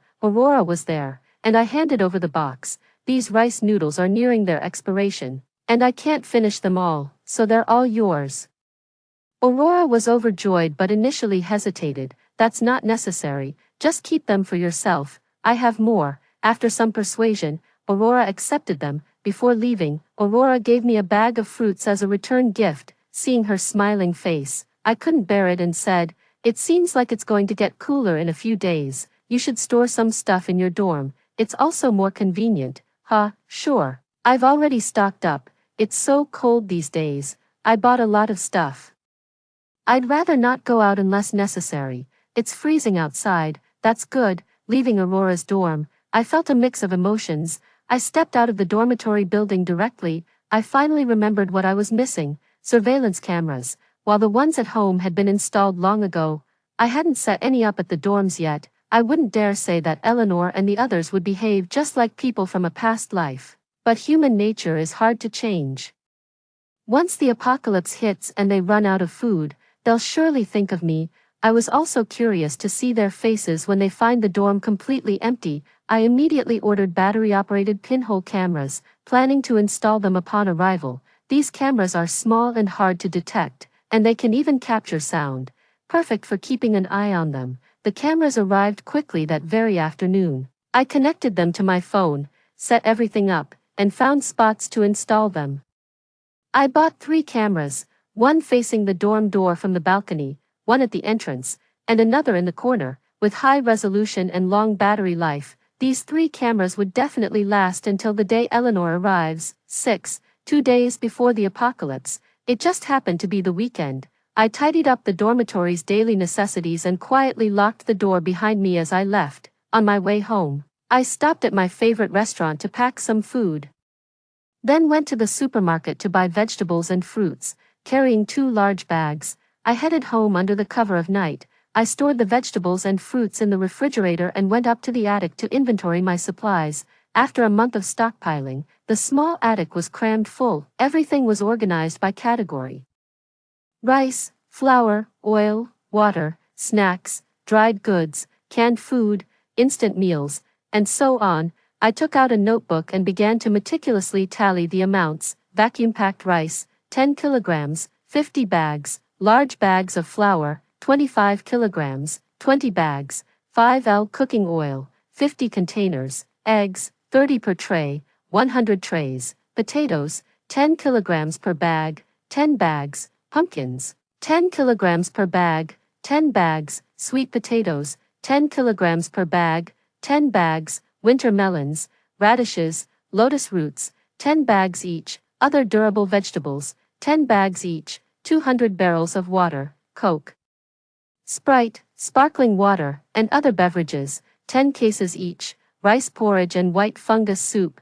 10 cases each, self-heating meals, such as self-heating rice, 50 cases each, 8 boxes per case, various types of sausages, lunch meats, cured meats, and sausages, 10 cases each. In addition, snacks like Rice Crisps and chips also started from 10 cases. The attic was high enough and the shelves large enough to hold most of these items, with the remaining space filled with various daily necessities like tissue paper, toilet rolls, and wet wipes, starting from 20 cases each. I recorded all the stockpiled goods, feeling a profound sense of security. Of course, it wasn't just these items. Anything I could think of, I bought and stored in other rooms. Apart from the bedroom, the other rooms were filled with stuff. After checking everything, I was hungry. I heated up a box of self-heating hot pot, opened my phone, and enjoyed my meal.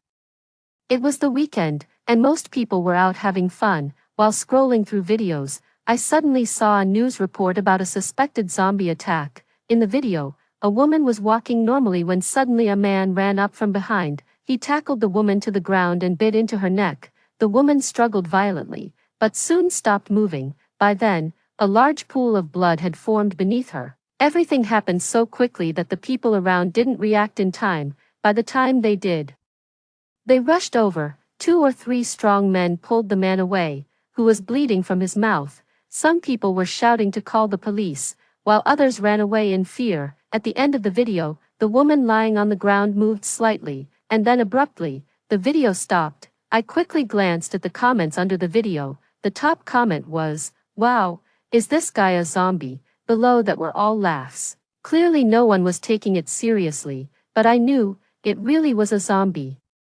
The zombies had truly arrived. Suddenly, I lost my appetite. I looked at the address tagged in the video, City C, over 100 kilometers from here. A sense of urgency gripped me. The zombies had arrived earlier than in my previous life. In my last life, the massive outbreak of zombies happened on a Sunday afternoon. I remember it clearly because I always restocked and returned to my dorm on Sunday afternoons. I had just gotten back to the dorm when the outbreak occurred, but now it was only Saturday, and the zombies had already appeared. No, the zombies had been around for a while, but only now had they erupted en masse. I checked the time on my phone, 8 p.m., hesitating no longer. I grabbed a box of supplies and left my apartment. I took the fire escape down to the 28th floor. I had observed before that only 3 households lived between the 28th and 33rd floors. I locked the door to the fire escape on the 28th floor and for added safety, I installed a door blocker. I locked all the floors from 29 to 33 as well. After securing everything, I locked the 2 anti-theft doors at home and finally breathed a sigh of relief. If everything went as expected, the zombies would fully break out tomorrow. For my safety, I had to block any access to the upper floors. Having lived through this before, I knew better than anyone that in the apocalypse, more dangerous than the zombies, was human nature. Thinking it over, I took out a small lamp and turned off all the lights in the house. I couldn't let anyone discover that there was someone in this apartment after hoarding so much stuff. That night, I put on headphones and fell into a deep sleep. November 7th, 2035. I woke up chilled. I had gone to bed early last night and hadn't turned on the air conditioning for safety reasons, so now the room was very cold. I shrank my neck, pulled out another blanket from under the bed, and also grabbed a thick sleepwear. After dressing up, I went to the living room. I had drawn the blackout curtains earlier, so it was very dark inside.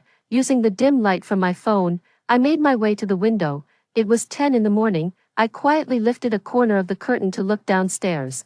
There were quite a few people below. Today was a rest day, and many were out for walks, with children playing on balance bikes in the plaza. Everything seemed normal. It appeared that the zombies had not spread to this area yet.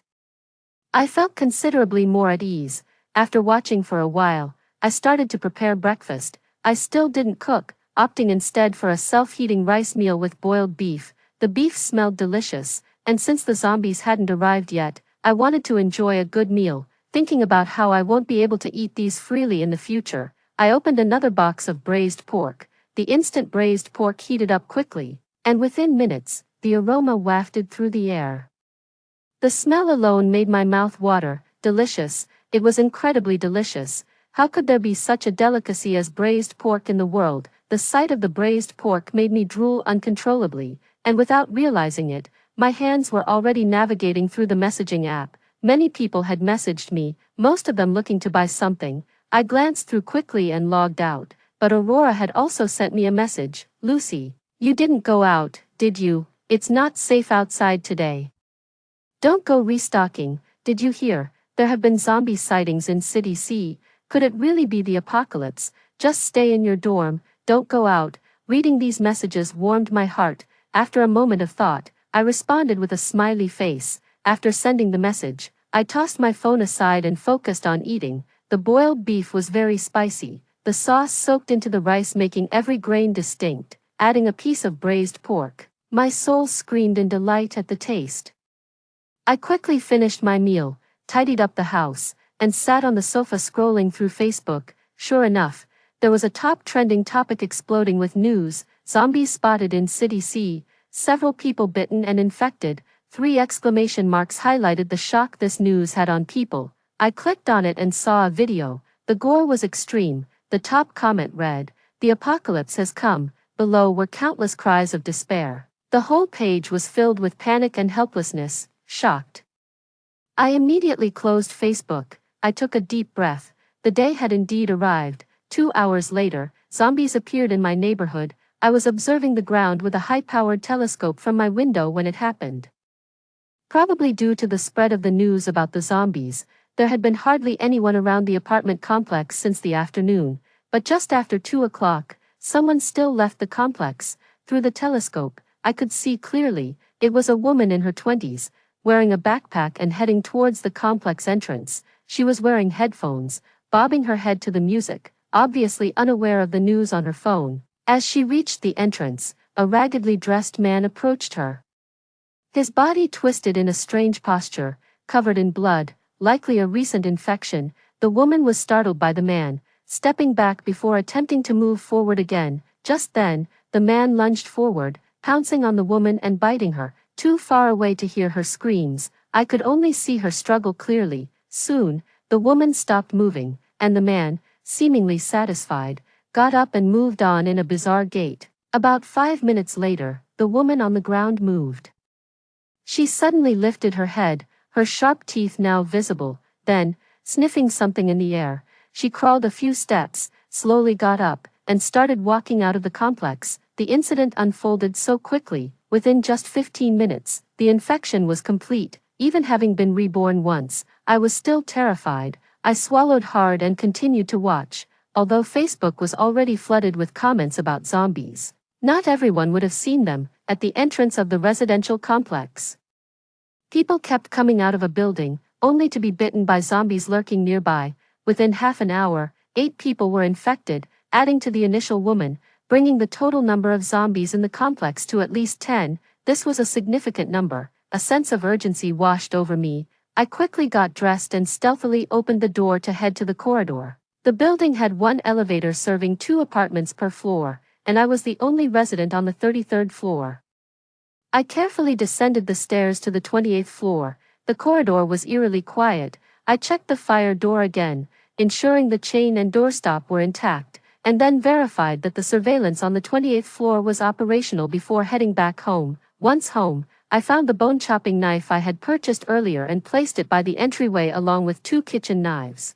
I also took out the pepper spray I had bought for self-defense. After preparing, I felt somewhat relieved. Just then, my phone rang unexpectedly, making me jump.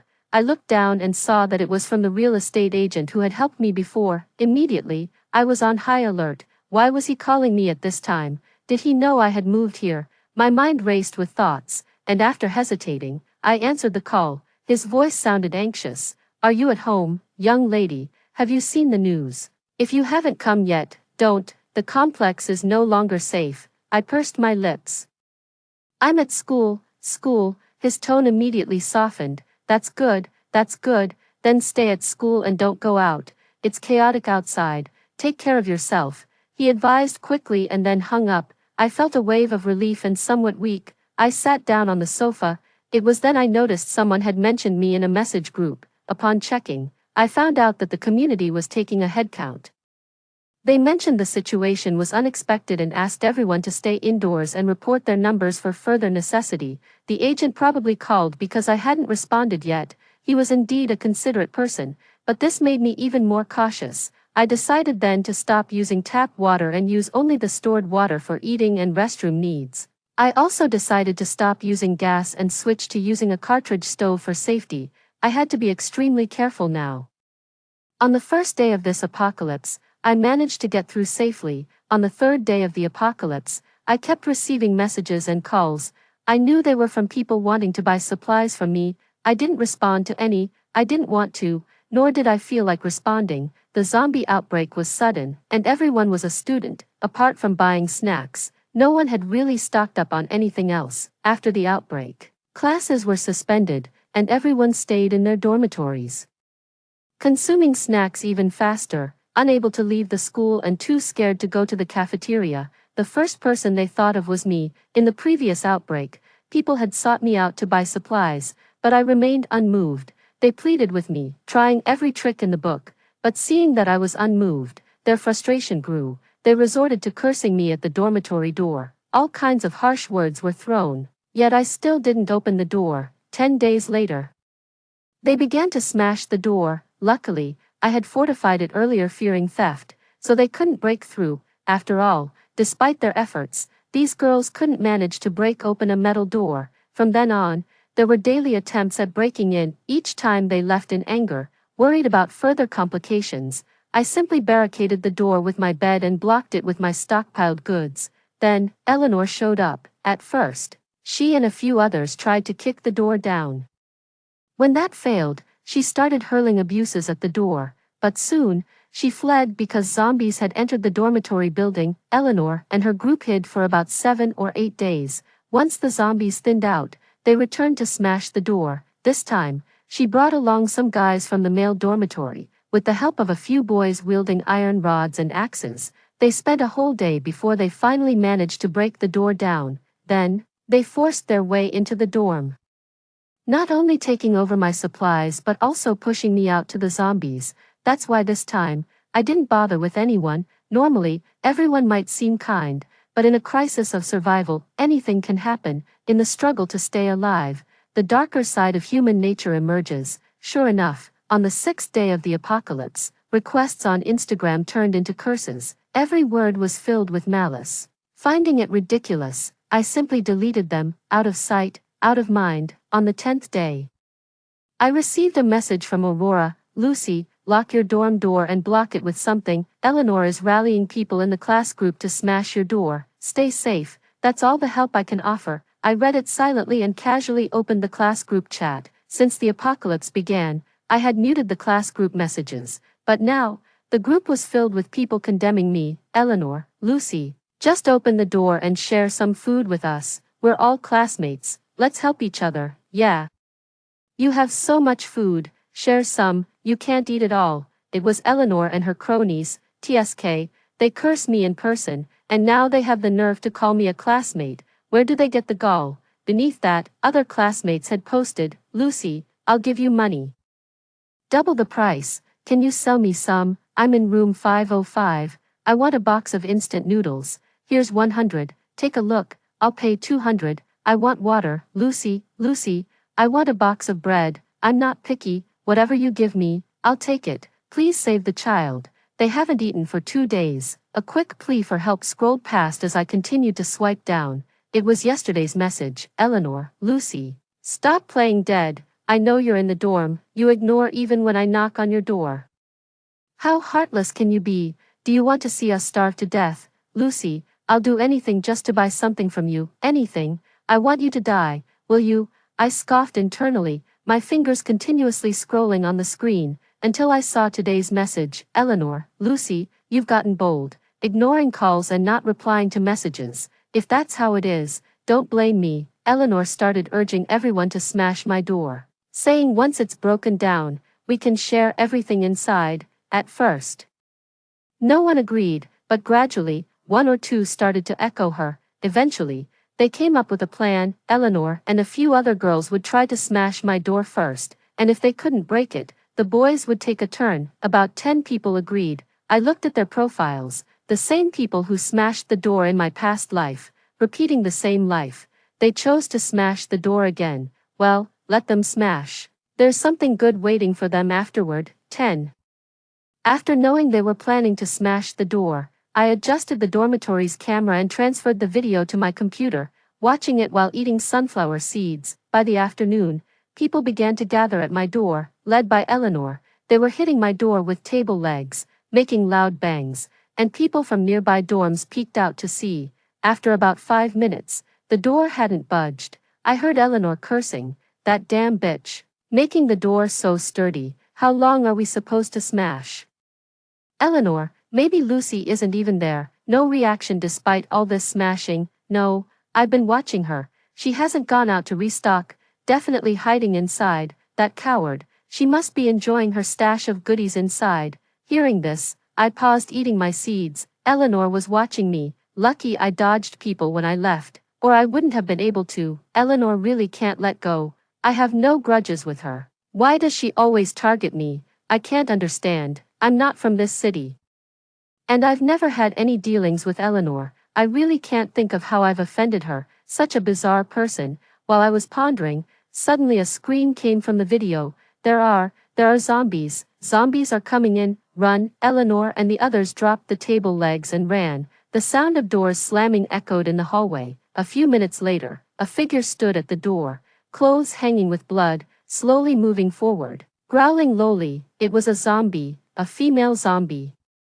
The zombie sniffed at my door, then tapped on it, unable to move it after trying. She turned and went elsewhere. I breathed a sigh of relief. It seems, the scent had drawn her out. That scent has a fatal attraction to zombies. My plan had worked. 11. In the following days, Eleanor didn't come back, and only occasional zombie roars could be heard in the surveillance. Until today, I heard the familiar sound of the door being smashed again. It seemed the zombies in the dormitory had been lured out by someone, as I saw Eleanor and a few guys standing in front of the dorm door. The guys wielded iron rods and axes, relentlessly smashing at the door. The axe was sharp, peeling off the metal of the door. Wow, it's actually working. Keep going, keep going. Once the doors open, we'll have food, someone exclaimed. The door smashers grew excited, their axe swings growing more forceful. The clanging echoed through the hallway. I watched their vigorous efforts with raised eyebrows. Weren't they afraid the noise would attract the zombies? Hurry up, the people over there are getting overwhelmed. Can you do it or not? If not, I'll take over. I listened carefully, barely making out the growls of zombies. It turned out someone was on guard. They seemed well prepared, but I feared they would be disappointed even if they got the door open. There was no food inside the door. Only death certificates lay waiting. Crack. I heard the sound of the door lock breaking. It's open, the group cheered, then kicked the door open violently. What is that smell? It's so foul. Is Lucy dead? Damn, it smells like a corpse. never mind that, let's find the food, quick, grab the stuff. I saw a group of people squeeze into the dorm, excitement building inside me as I turned on the camera facing the door. Suddenly, 7 or 8 people crammed into the room, rushing towards a mountain of boxes on the beds. In the next instant, I got the reaction I had hoped for. They're empty. Why are they empty? What? The boxes are empty. I can't believe this. Lucy, these are all empty. Someone flung the boxes from the beds to the floor, only to find them completely empty. Refusing to give up, another person searched under the beds, but still found nothing. Frustrated, he began hitting the bed frame with his iron rod, the banging noise spreading through the dorm. What do we do? There's no food at all. We're done for. We're finished. They finally realized there was no food in the dorm. Eleanor, refusing to believe it, strode over to my bed and flung the blanket aside, only to be met with a pile of chicken innards. Several kilograms of viscera lay there, bloody and raw. Ah, Eleanor screamed. Damn, cover it up. Someone reacted, pulling the blanket over the bloody mess, but it was already too late. From the end of the hallway came several moans.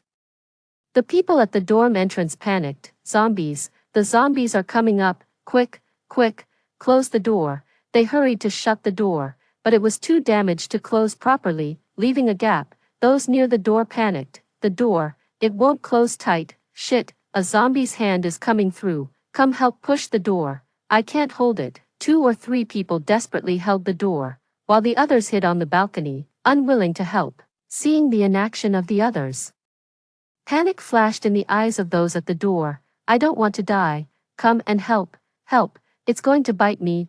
Ah, finally, a zombie bit one of the guys on the outer edge. He tried to shake off the zombie, but once it tasted blood, there was no escaping. Soon, he fell to the ground. Cries and screams filled the dormitory. After a few more minutes, the remaining 2 couldn't hold on any longer and collapsed as well. A pool of blood lay at the door. Bang.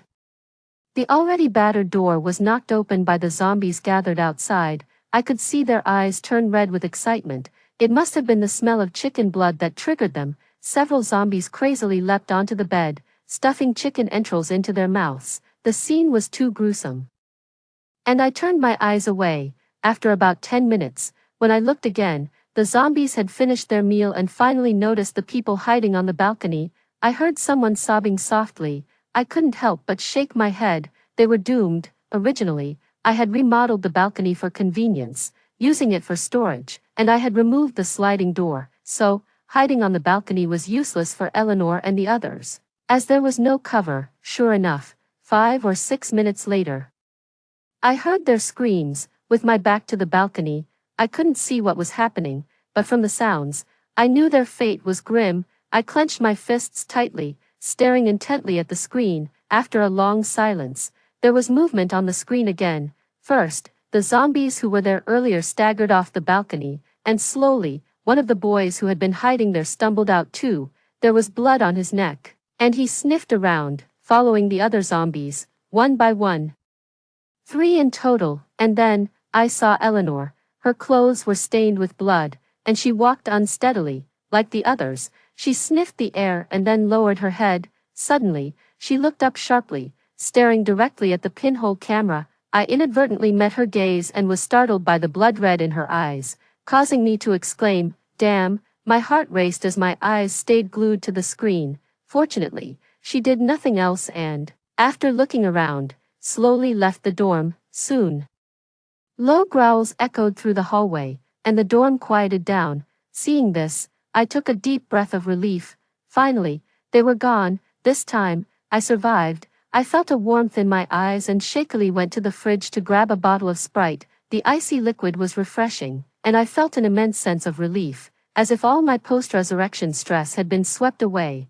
After drinking half the bottle, I calmed down. That's when I finally heard my phone ring. It was Aurora. I didn't answer. The phone rang persistently 3 times before falling silent. Ping, a notification sounded. "Lucy, are you in the dorm? There are zombies at your dorm. Are you okay?" Eleanor and the others seemed to have been bitten. "Lucy." I stared at the phone for a long time before turning it off. Aurora didn't send any more messages. That evening, the class group exploded with activity. Someone posted a video in the group. Holy crap. Are those Heisey and the others? Heisey turned into a zombie, and a woman. No, that's Eleanor, right? She turned into a zombie too.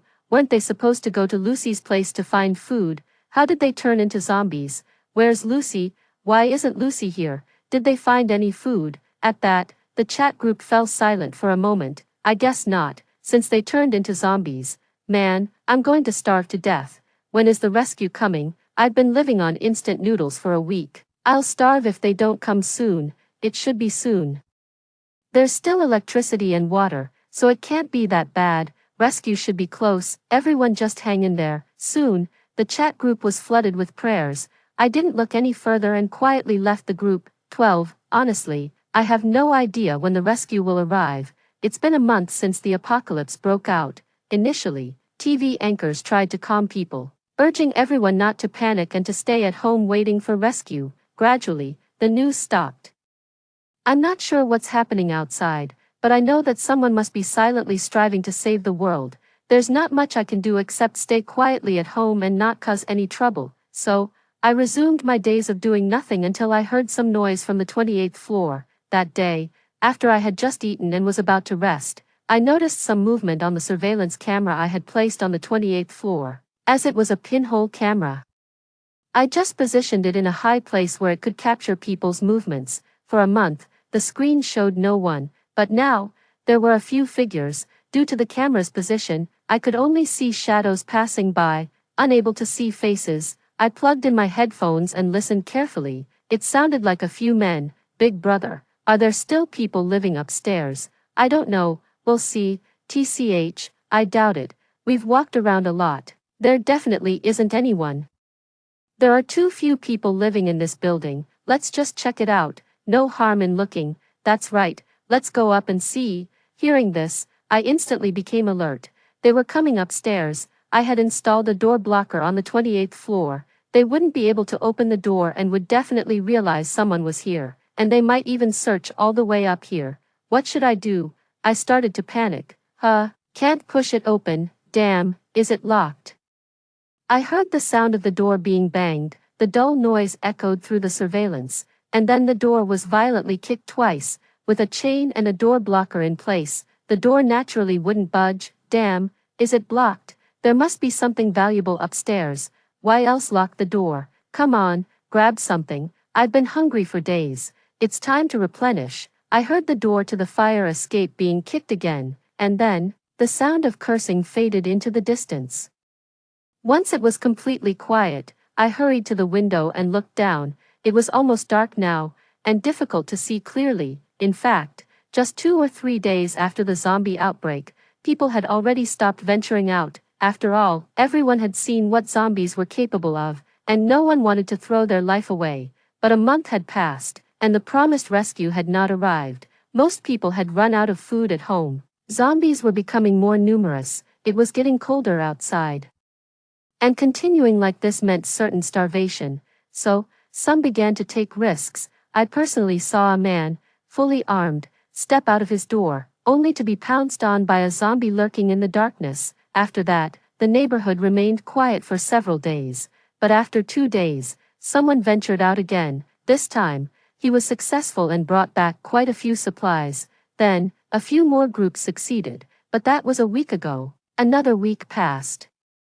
And likely many were out of both bullets and food. The group that arrived earlier probably were too, except they didn't think about going out for supplies but chose to try their luck in the building. From their conversation, it was clear they were thugs, so they posed a threat to me. I needed to be even more cautious. I checked all the doors and windows in my home once more to ensure they were secure.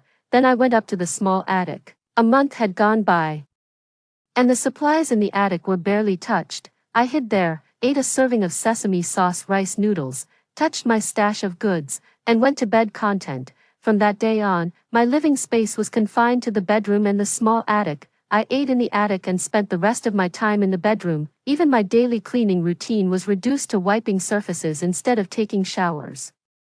Fortunately, as the weather cooled, I didn't have to worry about body odor. For my daily needs, I resorted to using cat litter. In any case, the less I made my presence known, the better. and those people from that day hadn't come up again for several days. Perhaps they had found food, or perhaps something else had happened. Every day, I stayed in my house, occasionally checking out the situation downstairs. That day, something chilling happened, as usual. I was peeking through the gap in the curtains when, suddenly, a drone appeared in front of the window. Startled, I flinched back, but the drone moved even closer, pressing against the window. Then, it moved up and down, revealing a note attached to it. I focused and saw the message, recoiled, and fell to the floor. I have been watching you, just a few words, but enough to make my hair stand on end. Someone was watching me, someone knew I was here. A chill ran down my spine. Who was this person? How long had they been watching, friend or foe? I had no idea. As I pondered, I faintly heard a tapping sound on the window. I gathered my courage and approached. It was still that drone, but this time the note had changed. Can I add you on Instagram? I'm a good person. Wow, now I'm even less inclined to add you. Who can guarantee they're a good person these days? I clenched my teeth and pulled the curtains shut, choosing not to respond. Later, the drone knocked on my window a few more times. But I ignored it and sulked off to the small attic. I sat there, restless. Who was this person? Had he been observing me for a long time, since the zombie outbreak, or had he noticed me when I moved in? Suddenly, I realized that the windows in the house were one way, so he must have seen me after I moved in. Perhaps, he had even seen me stockpiling supplies. The thought made me panic. It was bad enough that the locked fire door was discovered, but now someone knowing about my stockpile. I felt like I was caught between two fires. What should I do? I paced the attic for a long time, eventually deciding to stick to my original plan. As long as I don't leave, they can't hurt me. 3 days later, those men returned. I heard their voices, and the sound of a chainsaw. It seemed they were planning to saw the door open, probably worried about attracting zombies. They worked quietly, bit by bit. They toiled all morning, but the door remained shut. I heard someone curse, "Damn. If I find out who did this, I'm going to wipe him out. This damn door is really sturdy. There must be something valuable behind it. Once I get it open, it's all mine." Their attempts to break the door became more aggressive. The loud banging echoes clearly in the hallway. I heard the sound of chains rattling. Knowing the door was about to be breached, I wasn't too worried. After all, I had installed door blockers and chains from the 28th to the 33rd floor. With several chains on the 33rd floor itself, even if they got up here, it would take them 5 or 6 days, a week, and anything could happen. In the afternoon, the group came again, but it wasn't until around 6 or 7 in the evening that the door was finally breached. A loud crashing noise reverberated through the hallway. The camera behind the door shook violently, then went dark. Fortunately, I could still hear sounds. There's a door blocker too. I'll cripple the person once I catch him. Then, there were footsteps climbing upstairs. As expected, I heard more cursing. "Damn, it's locked again, big brother. The person is still up there. Come back tomorrow. I have to drag him out." The cursing and grumbling faded away, seeming to move downstairs. At night, 10 o'clock, I took a chain and ventured out the door. Originally, I had locked the emergency exit for safety, thinking it would add an extra layer of protection. But I hadn't anticipated someone would reach it so soon. Now, one chain seemed insufficient for safety. Using my flashlight, I reached the 29th floor. It was late at night. The hallway was eerily quiet. I carefully slowed my pace, and upon reaching my destination, I gently took out a chain, slowly winding it around the door handle, and soon, I had secured another chain. Just as I was about to loop another chain around the door, a deep voice suddenly came from behind it. "Big brother, can you tie a few more chains?" The voice was muffled through the door, and it startled me so much that I screamed inside. "Oh no, there's someone behind the door. When did he get here? How did he know I was coming to reinforce the door?" I didn't have time to think when I heard him say, "Big brother, do we have enough chains? We need at least 10. They are a desperate gang, with blood on their hands. They're from downstairs. They just got out recently. And several households down there have been killed by them. For food, they would do anything. I know you're a good person, big brother. Please make the door stronger. When this is over, I'll treat you to a meal." After he finished speaking, he fell silent. His words left me trembling, and with shaky hands, I secured the remaining chains and then ran upstairs to fetch even thicker chains. Fortunately, I had bought plenty of chains for safety before. Otherwise, I would be out of options now. I tied several more chains until there was no gap left around the doorknob. The person behind the door seemed to have not left yet. After a faint sound of footsteps, he thanked me. "Thank you, big brother. You also be careful." I nodded silently. "We will both be safe." After securing the chains on the 29th floor, I went up to the 30th floor and reinforced the door using the same method, working my way up layer by layer. By the time I got back home, it was already past midnight. I groped my way into the bedroom and gasped for air on the bed. With the door reinforced, it was much safer. At least, it wouldn't be so easy for those people to come up here now. I was so exhausted that I didn't want to move and soon fell into a deep sleep. The next day, those people came again. They reached the 28th floor and first tried to break into 2 apartments. When they failed to break the doors and became angry, they attempted to force their way in. Just then, a few zombies appeared. The intruders fled in terror while the zombies, failing to break in, eventually ambled away. I knew all this because someone in the property management chat group had posted about it. It turned out that these intruders weren't from our building. After robbing their own building, they had set their sights on ours. Some kind-hearted residents on the lower floors thought of giving them food, hoping it would keep them away. Little did they expect that these intruders would commit atrocities, killing those families. This incited the fury of many in the building, leading residents to think about resisting, and their method of resistance was to attract zombies. Zombies are particularly sensitive to smell, taking advantage of the intruders' presence upstairs. Several families from the upper floors used a blood scent to lure the zombies. Hearing the noise of the intruders trying to break down doors, the zombies naturally gravitated towards it. This saved the residents of the 28th floor for the time being. However, this was not a long-term solution. Having experienced this once, the intruders would surely be more cautious next time.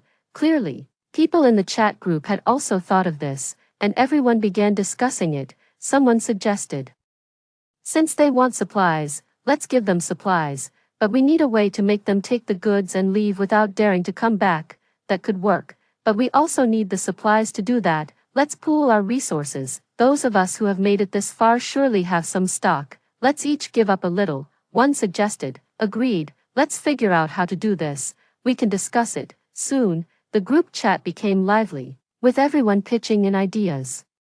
Watching the active members in the group, I felt somewhat relieved. It turns out I wasn't the only one hoarding supplies. That's reassuring. One afternoon, while a few were absent, the group proceeded with the plan. I stayed quiet and hid in my bedroom, secretly observing. I cracked the window slightly open and could faintly hear noises from downstairs. Then, I set up a telescope. A pickup truck was parked below, loaded with several boxes, probably the supplies they had gathered. About 20 minutes later, the group appeared. I saw someone curiously approach the truck and check the contents. Then a smile appeared on his face. Others gathered around as well. I watched them open the boxes and finally saw clearly what was inside. They were filled with meat, like braised pork and chicken legs. Perhaps the meat smelled too tempting, as someone immediately grabbed a piece and stuffed it into his mouth. Seeing this, others reached out to grab some too. Just as a fight was about to break out, someone intervened.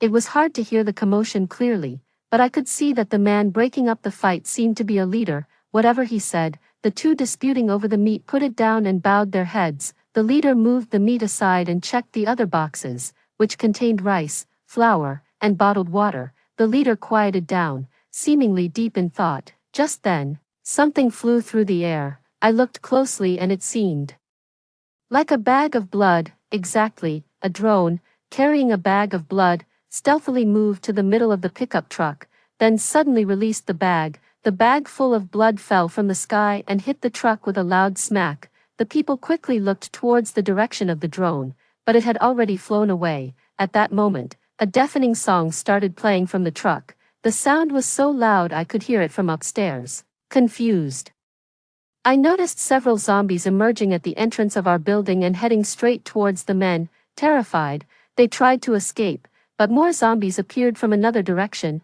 Suddenly, 7 or 8 zombies were upon them, and the men swung iron rods at them. But the zombies, impervious to pain, only paused briefly before continuing their pursuit. Soon, one man was bitten and screamed in agony. The others, in a panic, ran aimlessly, but it was too late.